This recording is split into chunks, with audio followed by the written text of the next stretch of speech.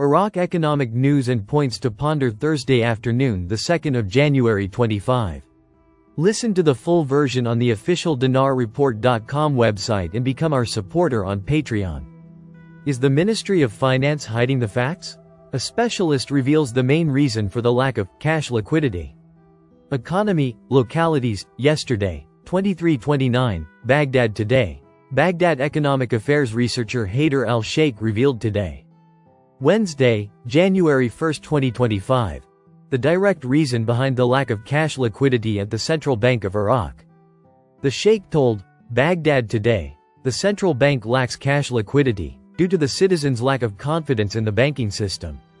There is a lack of confidence among the citizen in both government and private banks, and this matter has led to the storage of cash, the Iraqi dinar, in citizens' homes.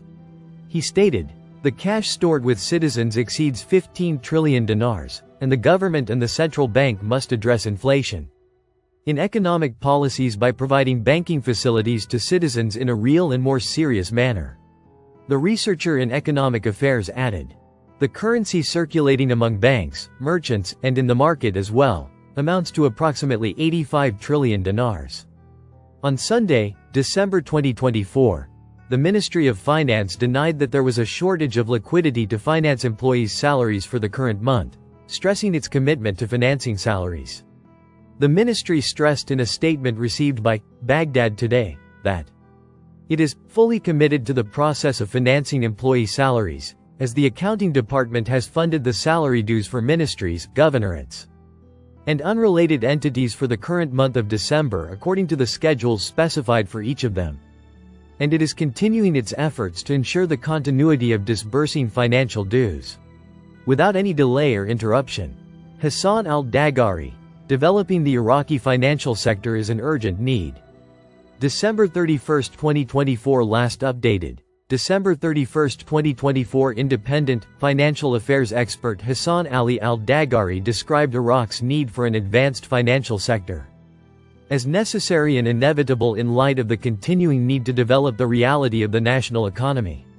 Al-Daghari said, the volume of work in Iraq is wide and in all sectors without exception, which demonstrates the need for a financial sector capable of providing advanced financial products.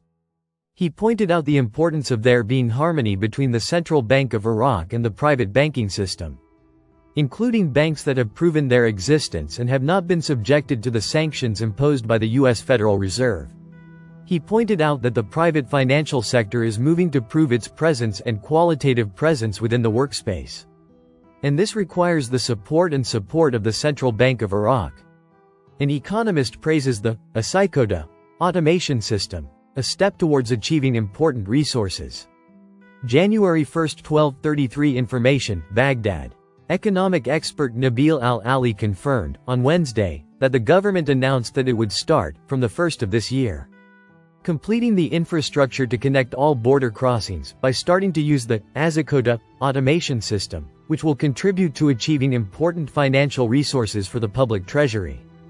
Al-Ali said in a statement to the Maluma agency, completing the linking of the border crossings to an electronic system called Asikoda is a qualitative leap towards cutting off corruption. In addition to that, it will provide the public treasury with high financial resources. He added, applying automation at border crossings by achieving automation in ministries and institutions, including the e-government project, and providing electronic payment services.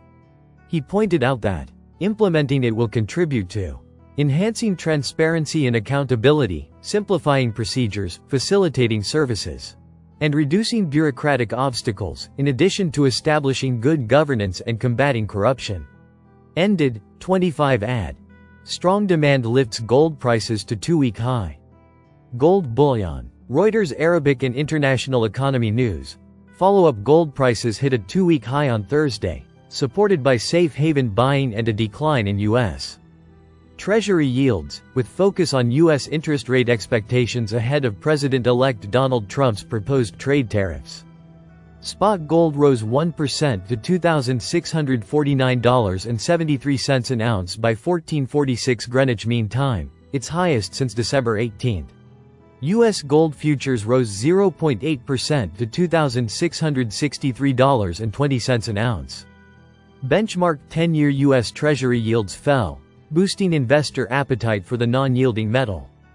I don't see anything on the news that's moving the market, but geopolitics is supporting the market, said Rana O'Connell, an analyst at StoneX, referring to international tensions as well as financial uncertainty, especially ahead of Trump's inauguration.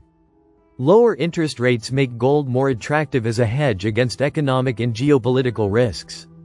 The market is now awaiting a fresh set of catalysts, including a series of U.S. economic data due next week that could impact interest rate expectations for 2025.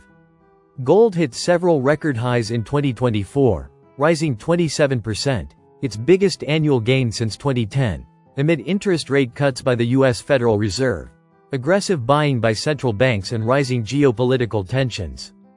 Trump's presidential term is scheduled to begin on January 20th. Proposed tariffs and protectionist trade policies are expected to raise inflation and could spark trade wars, increasing gold's appeal as a safe haven. As for other precious metals, silver in spot transactions rose 2.1% to $29.48 per ounce. Palladium rose 1.3% to $922.04 an ounce, while platinum rose 2.1% to $922.85 an ounce. Listen to the full version on the official dinarreport.com website and become our supporter on Patreon. Source: dinarrecaps.com